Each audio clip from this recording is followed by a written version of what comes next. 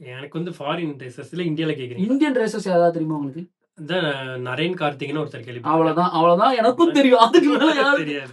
இந்த மாதிரி ரேசர்ஸ்லாம் யாரா இருக்கீங்க? ஹூ ஆர் த ரேசர்ஸ்னா நிஜமாவே நரேன் கார்த்திகேயனுக்கு அப்புறம் உங்களுக்கு யாருக்குமே அஜித் குமார் தான் நமக்கு தெரியும்.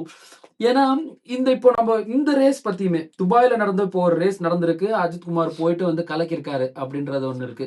அது வந்து இத பத்தி நீங்க வந்து நிறைய விஷயங்கள் நீங்க தெரிஞ்சுக்கணும் அப்படின்னு ஆசைப்பட்டீங்கன்னா, இதே மாதிரிதான் எப்படி நீங்க யூடியூப திறந்து பார்த்தீங்கன்னா தீ அணைக்கிறதுக்காக எப்படி நீங்க ஒரு விரும்புகிறேன் படம் பார்த்தீங்களோ, அது மாதிரி அவரு அஜித் குமார் என்ன பண்ணியிருக்காரு அப்படின்னு நீங்க பார்க்கணும்னா, லெமான்ஸ் அப்படின்ற ஒரு மேட்டர் தான்.